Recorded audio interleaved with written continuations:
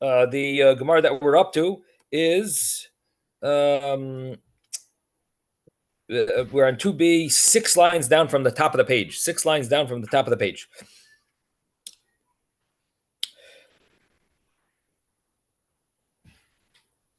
The Gemara says, Kaban Ozla, who does it go like? Hada Amar Rabbi Yoshia, Amar Rav. This that Rabbi Yoshia in the name of Rav says, again, we're on 2b, 6 lines down from the top of the page. I don't have the art scroll in front of me, and so I don't know what page it is in the art scroll. Probably 2b1. Okay, who does it go like? Come on, Ozla. Who does it go like? Hada Amar Rabbi Yoshia, Amar Rav. This that Rabbi Yoshia in the name of Rav says, Machlokes, the argument in the Mishnah between Rabbi Yehuda and the rabbis. There was one argument in our Mishnah. What was the argument? About a sukkah that's above 20 amos, sukkah that's above 20 cubits. Is that kosher or not kosher? So we explained 3 explanations of the rabbis why it's not kosher. One had to do with the fact that you don't see the schach because it's so high up, you don't see the roof. The other one had to do with the fact that's not giving shade because it's so high up. So really it's the walls that are giving shade because the sun is being blocked by walls, not by the schach. And the final answer that we saw in the Gemara was that it had to do with the permanence, that when it's a sukkah that's so tall, so it needs to be much more permanent, and the sukkah is not supposed to be the size that's going to need to be permanent. So that was the 3 explanations of the rabbis. Now that we know the reason of the rabbis, now it makes it easier for us to understand maybe one of these opinions. Who does it go like? Because now that we know the reason, we can maybe understand there might be a qualification to that. That reason would limit the prohibition of being above 20 amos to certain scenario, because we know the reason, and maybe that reason wouldn't apply in another scenario. So here we have a statement from Rabbi Yoshia in the name of Rav that the machlokes between Rabbi Yehuda and the rabbis is b'she'ein defanes magiyos l'schach, is when the walls don't reach all the way up to the schach. We've explained many times this is common in Florida, in many hot places where they don't make full walls. You want air to come in and wind and breeze. So therefore, you don't have your walls reaching the schach. And if you don't have the walls reaching the schach, that's the case where the schach cannot be 20 amos above 20 amos above 20 cubits. But if the walls reach up to the schach, like a typical New York sukkah, so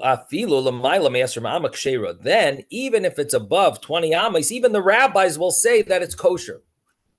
Now we have to figure out the logic of why is 20 amos, 20 cubits too tall and not kosher according to the rabbis. And based on that logic, we might be able to say, well, if the walls reach the schach, then we actually can permit such a sukkah. So the Gemara says, who could this go like? Come on. Who is it like? Rabba goes like Rabba, that he says the whole reason is that your eyes don't dwell on the schach. You don't really see the schach because it's so high up. So this would mean that if there's some reason that you will see the schach, then we will allow a sukkah to be 20 amos above 20 amos. And what would the reason be? Why would you see the sukkah? Why would you see the schach if it's above 20 amos? What could a reason be?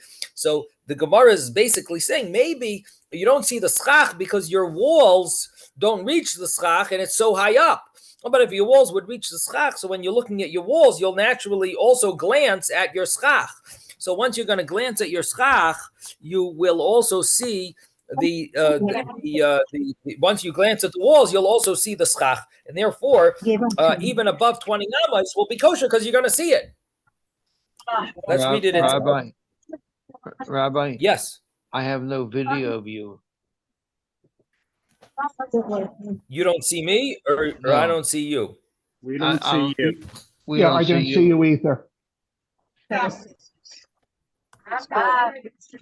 You can't see me, huh? Right. Can you hear me? Yes. We hear you, and there's a lot of background discussion. I don't know whose it is. Mute everyone. I'm going to mute everyone. Okay. I just muted everyone. So now you just can't see me? You don't see? Right. Correct. Uh-huh. Interesting. Now let's try this. I have another option here. Maybe this will let you see me. Now can you see me? No. No. Okay, this is an old Chromebook that I'm using. Well, if you'd like to see me, let me put on. I could try with my phone. Let's see. My phone. Yeah, let's try with my phone.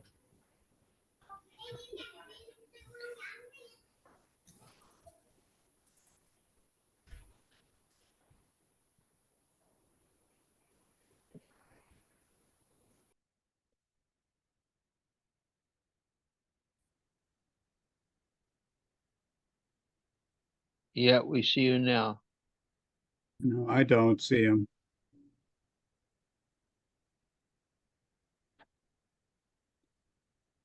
Now, we see you now. Yeah. Yes. Yeah, I see you. All right, but we don't hear you. Yeah, we don't hear you. Okay. How about now? Can you hear me now? Yeah. Yes. Yes. Yes. You see me and you hear me. Okay. Very good. Okay. So the Gemara continues and tells us that there's reason to say that the argument of Reb Yehuda and the rabbis, if a sukkah above 20 amas is kosher or puzzle or invalid, it has to do with the fact that you don't see the schach. It's so tall, so high up, you don't see it. That was Rabba's explanation. So that could be dependent on if you have walls all going all the way up. So in a case where you have a Florida sukkah where the walls do not go all the way up, then it's true that you don't actually see the schach because your eyes look at the walls and they end somewhere around 4 feet up, and that's about it. And however, when you do have walls that go all the way up to the roof, to the schach, so then your eyes glance at the walls, they end up causing you to also see the schach. And therefore, even though it's above 20 amas, but you're actually going to look at it. And therefore, you'll fulfill the obligation that you need to be able to actually see the schach. You need to, as Rabba explained, his explanation was an interesting source. He brought it from a pasuk where it says you should have a sukkah for 7 days in order that generations will know that I commanded you to dwell in the sukkah, meaning that you should dwell in the sukkah for 7 days, and you have to know that you're dwelling in the sukkah. That's the way he explained the verse. And he acknowledges that it's the simple meaning of the verse is about the clouds of glory, but he understands that it's also teaching us that you have to know that you're inside a sukkah, and that's another layer of meaning in the verse, that you have to know it. You're doing this mitzvah of dwelling in the sukkah, and you have to know it. Laman yedu, in order that you know that you're dwelling in the sukkah. So you have to know that you're in the sukkah. And if you have walls going all the way up, maybe that works. And that would explain the Rabbi Yoshia Amar Rav statement. That would explain the statement of Rav about having walls will cause the rabbis to sort of change their view. In other words, it'll qualify the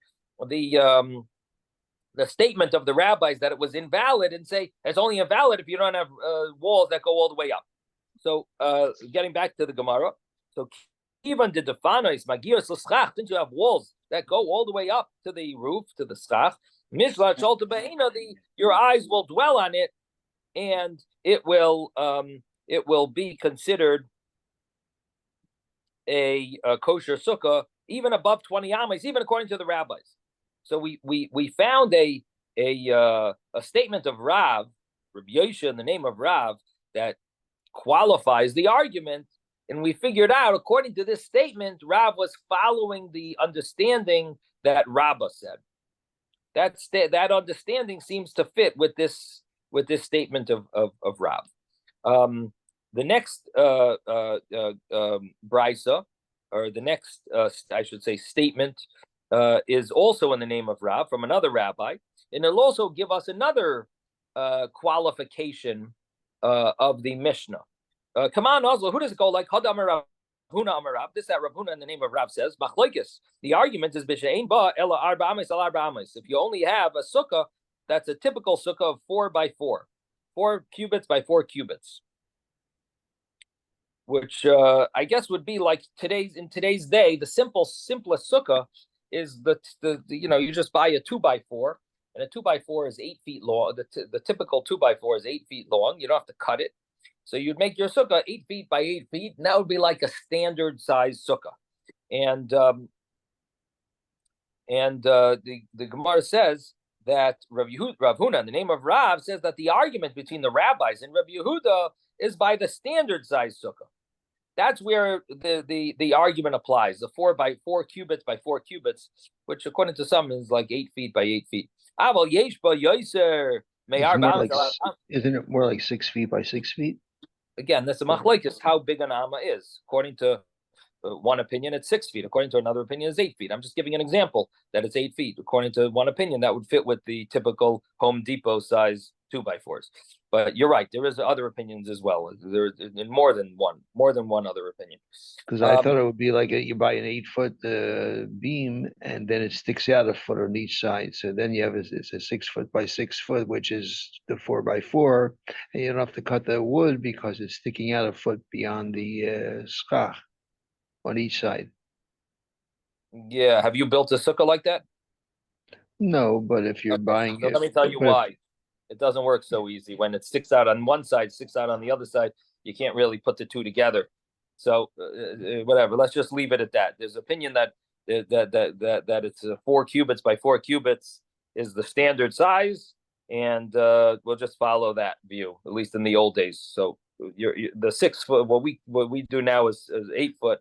Let's just say that the old days was 6 feet standard, according to your view. All right. Okay. Because it doesn't work. You try building it, you'll see it's not gonna be so simple. So anyway, so the standard size sukkah is a 4x4, and that's where the argument of the Mishnah is. The Mishnah talks about a machlokes, Rabbi Yehuda and the rabbis. The sukkah is too tall, more than 20 amas. That's talking about the standard size, a 4 cubit by 4 cubit sukkah. However you want to follow, whatever view 4 cubits is, that's the standard size sukkah. That's where the argument is. But Abraham said has more than 4 cubits by 4 cubits. If it's above 20 amas, it'll be kosher. Now, which way of understanding the rabbi's view would explain would give us an understanding for this qualification? In other words, the Mishnah didn't tell us that only in certain scenarios above 20 amas is invalid. The Mishnah made it sound almost like it's a blanket rule. The rabbis hold any sukkah above to the schach is above 20 amas. It's invalid. It's an invalid sukkah according to the rabbis. The Mishnah didn't clarify any exclusions to that. However, the Gemara came up, number one, with one quotes a opinion of an Amoira that there is an exclusion to that would fit with one way of understanding. Now the Gemara comes up. Is someone asking something, or is that just okay? And now the Gemara comes up with a second a second qualification. What's the qualification? That the whole argument only applies if it's a standard size 4 cubit sukkah. However, if it's more than that, and I'm adding the word standard size, and the reason I'm adding those words, even though the Gemara doesn't clearly say 4 amas is a standard size, I'm adding it because in order to explain the Mishnah and say that there's a qualification to it, the Mishnah didn't say there's any limits. But if we explain that it's the standard size, so then we could say that the Mishnah was talking about the standard size, so it didn't have to explain itself. It was relying on the fact that most people do this, and therefore it didn't explain itself. And that's basically how Tosfos explained this. That is talking about that it's a standard size. Which Tosfos is this?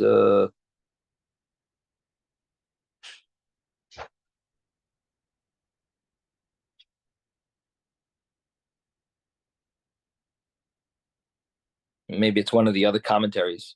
I'm remembering from the when we learned it that way to answer the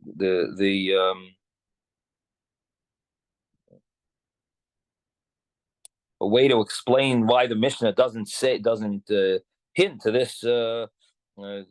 this exclusion is because you could say it's really just talking about the standard size.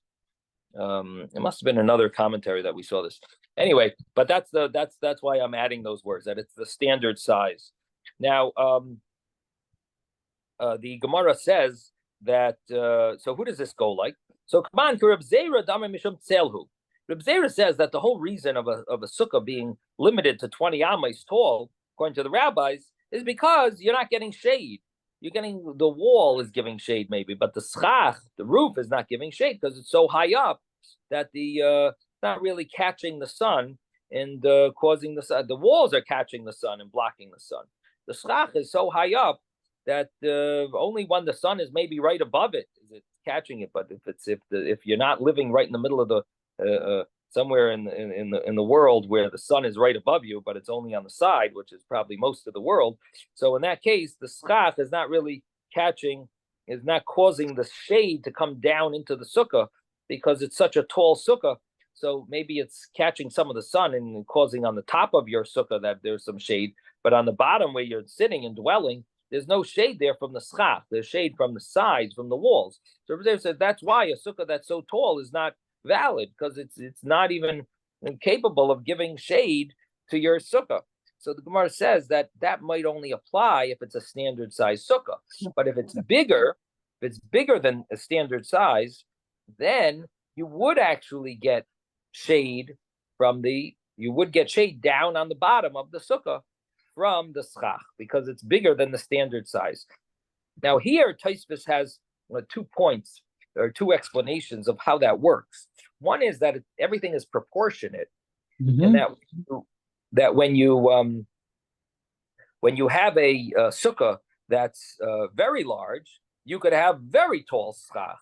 And when you have a sukkah that's medium size, then you would have a little bigger than the norm type of schach. And when you have a sukkah that's standard, then you got to be within the limit of 20 amas. So everything would be dependent on the proportion of your sukkah, how big it is, and based on that, you would be able to make your sukkah larger. And if it's very big, you can even make it extra large. And if it's huge, you can make it very, very, very tall. So that's the one way of understanding this. Another way of understanding it is that it's not about how much sales shade. It's just the fact that you're getting some shade. So the rabbis understood that once the sukkah is bigger than 4 amos, then no matter how tall it is, there's gonna be a little shade from the schach. And we find a similar idea by Yom Kippur. Tosfos says that the law by Yom Kippur is that you're supposed to pain yourself by not eating. And the rule is that when a person eats a date, then he's sort of relieved from some of that pain. And the Gemara asks, what about a guy like Oig, who was huge, a huge giant, that eats a size of a date? Is he going to be satisfied? Is he going to have some type of a relief from eating a date? He's going to have relief from his hunger? That guy must be so hungry. He has, him eating a date is like a regular person maybe, taking a sesame seed or something. It's nothing. It does zero for the person. So the Gemara says, no, even a giant like that, if he eats a date, he'll have some level of relief. How much? Very small. A regular person will have, a relief of 1%. Oig will have a relief of 0.1%. But still, he's still having relief. So there's some level of relief that he's going to have. So, the same thing applies to the sukkah, that are you getting shade from the schach? Well, if it's bigger than Dalet Amas, it's enough that you can get some shade. How much? Maybe 0.1%, whatever. I don't know. Very small amount. But definitely you can get, no matter how tall it is, If it's bigger than Dalet than the standard size, then you'll get a little shade. If it's the standard size, then we are more concerned that you're not going to get any shade at all, and therefore it won't be a valid sukkah. So those are the two ways of understanding it, which make a difference in halacha. Because according to the halacha, according to the first way of learning it, if you have a sukkah that's, let's say, instead of 4 cubits by 4 cubits, let's say it's 4.5 cubits by 4.5 cubits. According to that, if you have such a sukkah that's 4.5 cubits by 4.5 cubits, then you would not be allowed to make schach 50 cubits tall. You could make it maybe a little more than 20, 21, 22. You could have it 22 cubits tall, fine. But to make it 50 cubits tall, you couldn't do. According to the second opinion, yes, as long as it's a little bigger than the standard size 4 cubits by 4 cubits, once it's bigger than that, then the rabbis understood that you will get a little shade from the schach. Yes, Jeffrey. With the getting into the whole decision about how small the sukkah can be also. So that's the next thing. That's why this is the transition, to say that the proportionality somehow really matters. But I think also, aren't they really thinking ahead that you're supposed to live in it like you live in your house? There's no endless roof in your house either. There's a sense of what should we say, comfort, and also maybe some proportionality even when you're in your house. So they're trying to say, well, you have to have a happy medium between the minimal side of everything and the maximum size of everything, in the sense that you can live there. If it's just for one person, there's not much living really. There's no sleeping even if they go down to the minimum. So it seems to me that they really want to idealize a larger sukkah than the minimum, but they have to concede that these extremes are possible. Do you mean to say that the rabbis are encouraging people to make bigger sukkahs than the minimum? Is that what you're saying? Yeah, so that it's like living in your house. Room.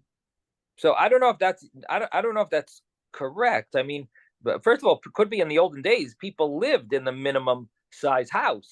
In other words, they didn't live in big houses, maybe. So maybe they lived in minimum size. So then living in a minimum size sukkah would be similar to living in your house. I don't know. I mean, nowadays you're right. People love to live in bigger houses than they need, right? If they can afford it. But in the olden days, could be they specifically lived in houses that they were more exact. I don't know. I'm just saying, I don't know if that would be true. We know a lot about it now from archaeology. But sure, they had much smaller houses than we have, but they would allow 3 or 4 people to dwell there. They would allow a couple and children to be there. And there would be some way of making it partitioned, like we have rooms. They didn't have that. But they have to deal with also the fact that they don't want a chicken coop, right? Then later on they said they don't want a chicken coop. And making that kind of very high, disproportional, right. That's for animals. It's right. Like no, I hear what you're saying, and about the next thing about what you just said about the chicken coop is right, exactly right on with the next little piece of Gemara, which you remember. But the thing is that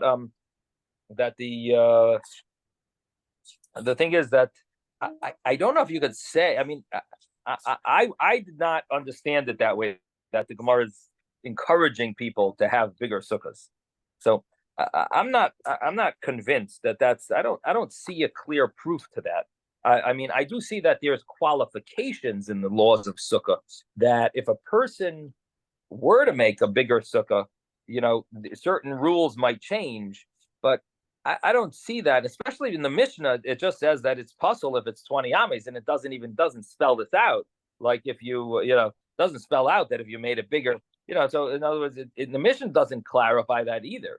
Why do they use? It's a very, very unusual expression, sholta eno. So they are saying that the impact on the person sitting there matters, And if you can't look around and feel like you're really in the sukkah because you can't see the schach, it's so far above you, or you can't really see the shade coming from the schach, there's a sense that it's not doing the purpose of the sukkah. Yeah, but again, now you're jumping to the schach part. Well, before we were talking about how big your sukkah is, width and length.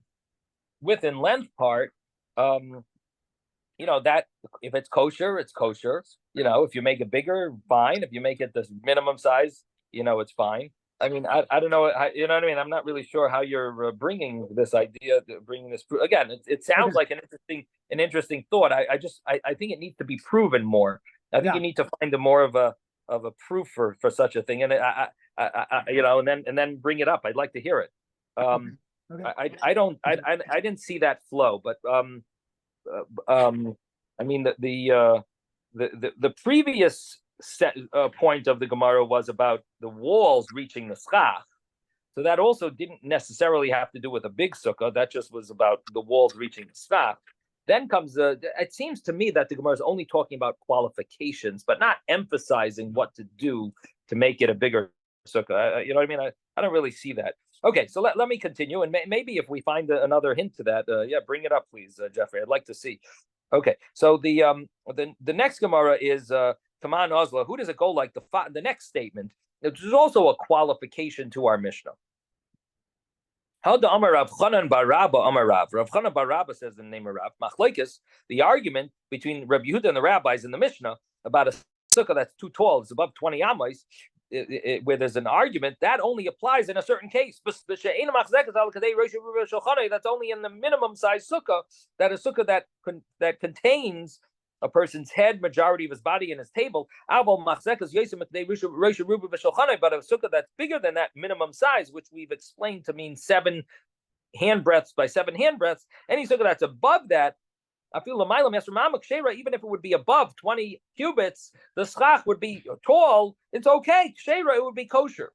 So, in other words, the whole limit of 20 is only on a minimum size sukkah, but not if you have a bigger sukkah, then you would even be allowed to make a bigger, taller roof. That now that who would that go like? Which opinion would that go like? Command who could that go like? Not like any of these interpretations. Again, what we're trying to do is take these qualification rules, the laws, and try to match it up with one of the reasons that we explained why is the sukkah invalid if it's above 20 amos, and say, the qualification works according to that reasoning. Because that reasoning, the reasoning seems to only affect a sukkah that's like this. But if you make the sukkah differently, then that reasoning won't apply. So we're trying to connect those 3 reasons that we have to these 3 statements in the name of Rav, each of them a qualification, and try to say, that qualification fits with this with this reasoning. In the other qualification fits without, but this third one doesn't seem to fit. Why doesn't it fit? Because it limits the sukkah to be a sukkah that's 7 handbreadths by 7 handbreadths, and only then do the rabbis have a problem with the sukkah with the schach being too tall. But if you make it bigger, then there's no problem. You can make the schach even above 20 amos, and it'll be kosher. Now, which reasoning would that fit with? Now, are you now going to see because it's a bigger sukkah, are you really going to see the schach just because it's a bigger sukkah? A small sukkah, you're not going to see the schach. A little bigger than 7 tvachim, you're going to see the schach? That doesn't sound logical. How about the shade? Are you going to have shade? Doesn't sound like you're going to have shade from the roof if it's above 20 amos, just because it's a little over 7 handbreadths. And then the final reasoning that you're going to need to make it sturdy. If it's more than 7 handbreadths, are you going to have to make it sturdy? If it's 20 amos, 20 cubits tall, yes, you're going to need to make it sturdy, even though it's bigger than even though it's bigger than 7 handbreadths by 7 handbreadths, you're still going to have to make it sturdy, probably even more sturdy, because it's bigger than 7 handbreadths. So all of these 3 reasons doesn't seem to fit. So the Gemara says that doesn't seem to fit with any of these interpretations. Deloi kechad, it doesn't fit with any of them. Now, Tosfos tells us that you have to say maybe that some explain that the reason over here has to do with it's considered a chicken coop. because it's so small and yet so tall. But if it would be bigger than that, then it would go out of the category. But chicken coop and would be considered a sukkah. So again, if the schach wouldn't be so high up, then you could call it a sukkah even at that width and length, 7 handbreadths. But if it's bigger than that, so it could be very tall. It would not be considered a chicken coop, and then you could even have it even very tall. So that would be Tosfos's addition. The Gemara doesn't explain it, but Tosfos says some explain that would probably be the reasoning according to the reason of the argument between the rabbis in Rabbi Yehuda, and that would allow us to understand this qualification that it would only apply if it's such a small width and length. That would allow that would be a reason why the sukkah is invalid if it's above 20 amos. But if it's more than that minimum size, width and length, then you could even have it much bigger because it would no longer fall into the category of a chicken coop. So that would be an explanation to this opinion. Anyway, the Gemara seems to conclude that we don't find any source for that.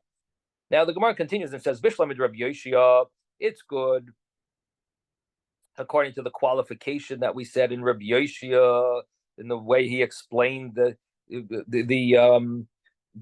again, Rabbi Yoshia was that if the walls don't reach up to the schach, that's where the argument is. But if they reach to the schach, you can have a tall sukkah. So then, pliga bishleim ad Rabbi Yochanan, pliga ad Rav Huna. It's good that Rabbi Yoshia argues on Rav Huna, and Rav Huna said about the minimum the argument of the rabbis is only in a standard size sukkah. So Rabbi Yoshia argues on Rav Huna, V'Rav Chanan bar Rabba, and Rav Chanan bar Rabba, which is the opinion that we just said about the minimum size, 7 handbreadths by 7 handbreadths. The inu, because they, Rav Huna and Rav Chanan, Kayavi Shur b'mashcha, they give a measurement and a qualification to the size of the sukkah, the width and the length. The ihu laika yoiv shiur b'mashcha, he doesn't give a measurement, a qualification to the size of the sukkah. Again, Rav Huna said that they're talking specifically about a certain size, a standard size sukkah, and Rav Chanan said we're talking specifically about the minimum size sukkah. So they both gave, their qualification was based on a size of the sukkah. Now his opinion doesn't follow that. His opinion, the EU, like Kayav Shira B'Mashcha, he didn't give a size, the qualification about the size of the sukkah, rather about the schach reaching the roof. And Ela Rav Huna, Rav Chanan bar Rabba, Rav Huna, Rav Chanan bar Rabba, they are talking about the minimum. They're talking about a size of the sukkah. So the Gemara says, "Name a behechsher sukkah kol miflagi." So let's say that the difference between those two interpretations over here are based on what's the minimum size of a sukkah. The Mar Savar hechsher sukkah ba'arba amos, because we do know that there is an opinion of 4 cubits being the minimum size sukkah, and the other opinion is that the minimum size sukkah is 7 handbreadths. Umar Savar hechsher sukkah that's the minimum size sukkah is that it has to fit a person's head and majority of his body, which is 7 by 7. So the Gemara is trying to sort of like combine things here and say, let's just say that these two opinions seem to follow a similar logic, because both of them are just saying, the rabbis, they argue on Rav Yehuda. You know what? They're arguing only in a certain size sukkah, right? They're both claiming that. Both of these rabbis are qualifying the argument and saying, oh, they're arguing about a certain size sukkah.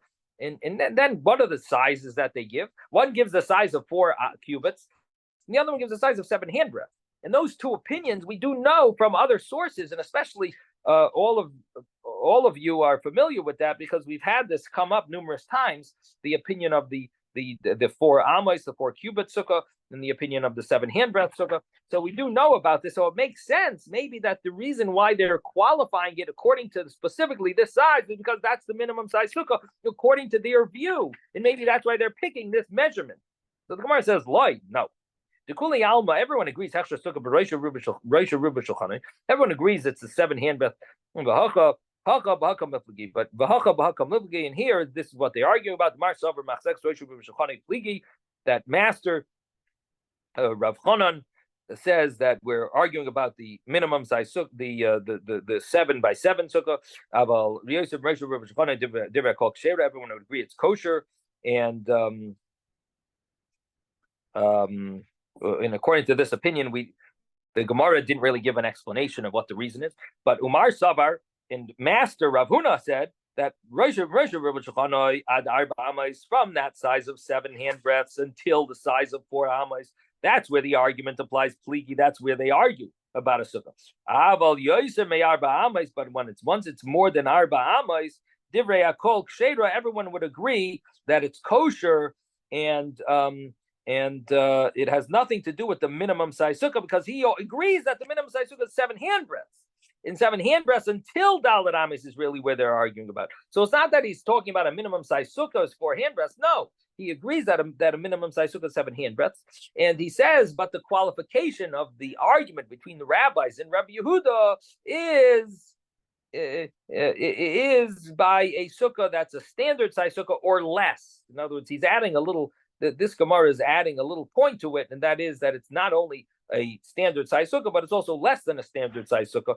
That would also be a point where they argue. But above that, everyone would agree. Above that size of Dalet Amos, everyone would agree. So again, the Gemara is answering here that everyone, both of these opinions, agree to the standard size, to the minimum size sukkah. The minimum kosher sukkah is 7 handbreadths. Now the Gemara asks a question over here. Meisvei. They asked a question on Rav Huna and Rav Chanan. Sukkah shigavai l'mayla me'asur amos. Sukkah that's above 20 amos, psula. Rabbi Yehuda machshir.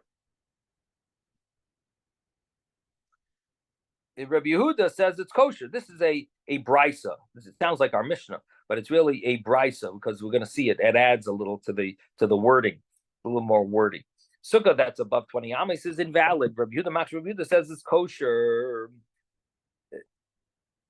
Ad arboim v'chamishim am until 45 amos.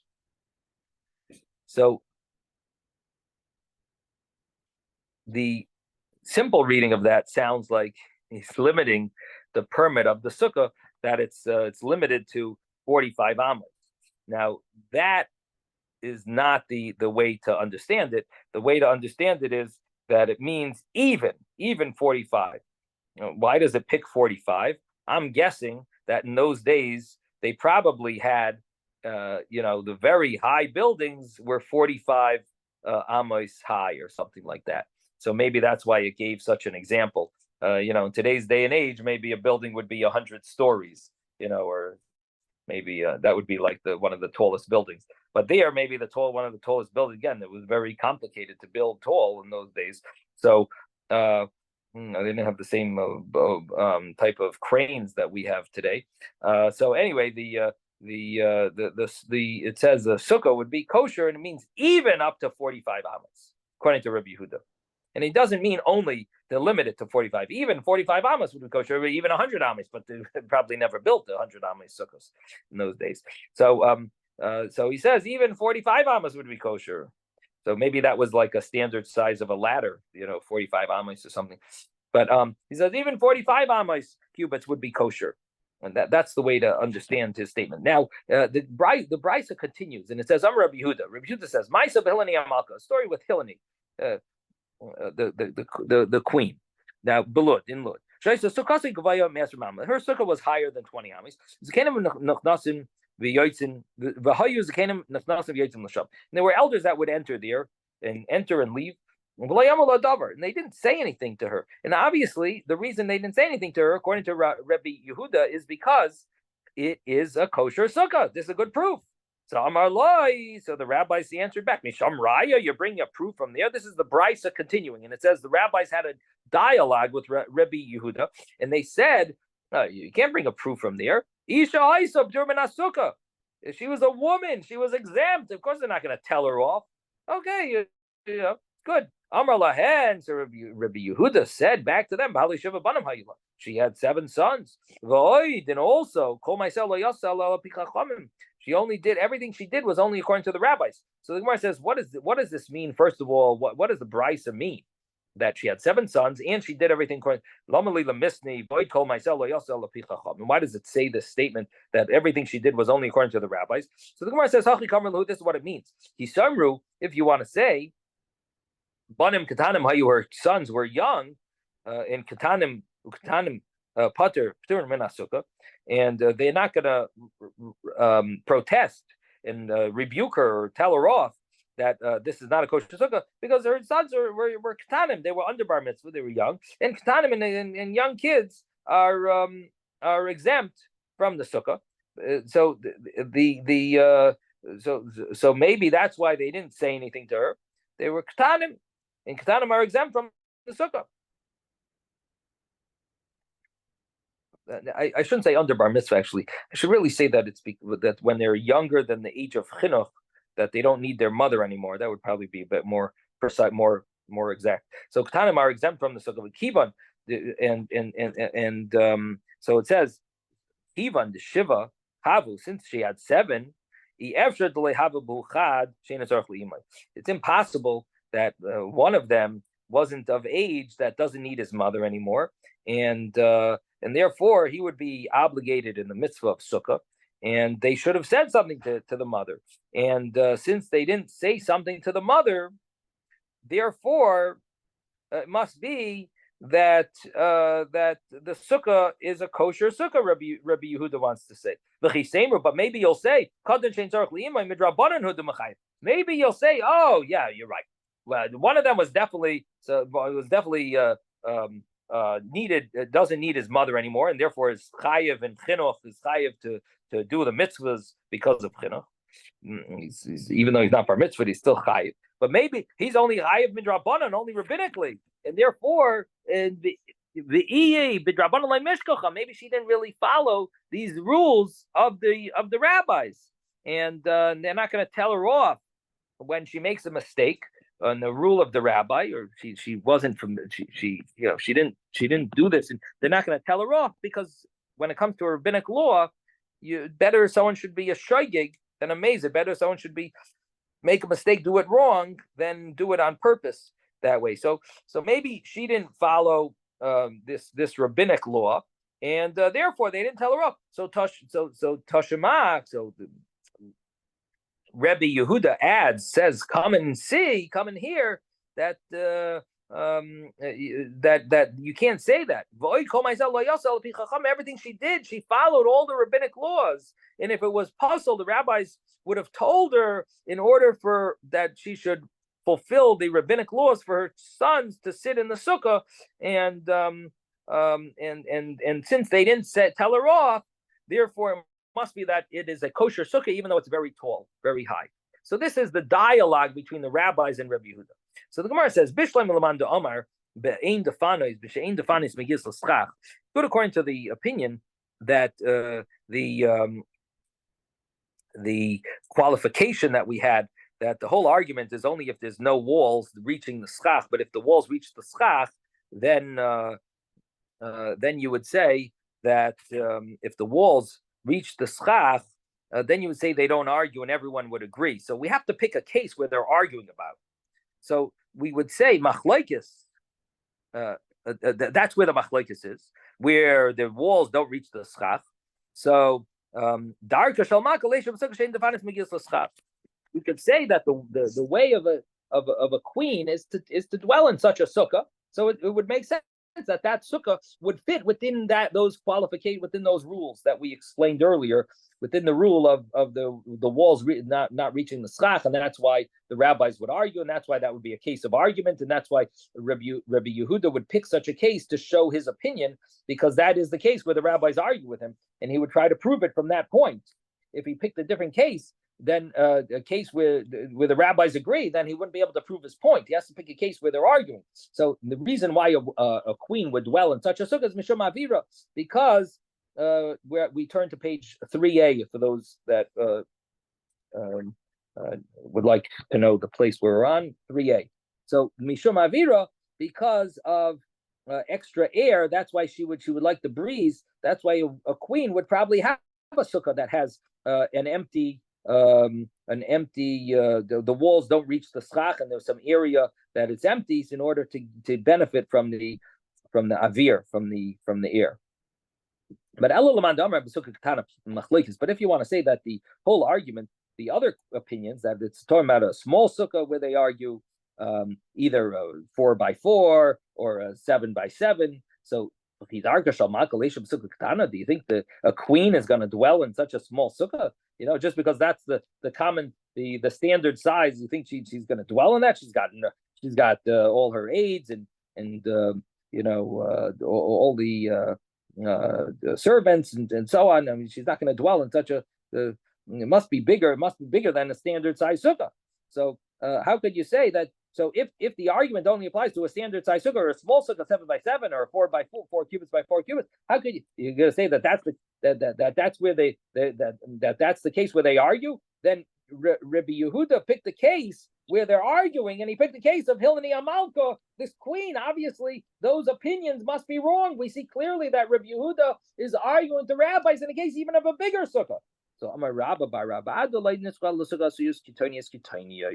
Rabba bar Rabba says you're right. She definitely has a big sukkah, but her sukkah is going to be is divided into small rooms, and because it's divided into small rooms, each room is considered like a sukkah of its own, and therefore you would measure it based on that sukkah. And Rabbi Yehuda is able to bring this case, even though it's a very large sukkah, but each of the areas of this sukkah is divided up into small rooms. So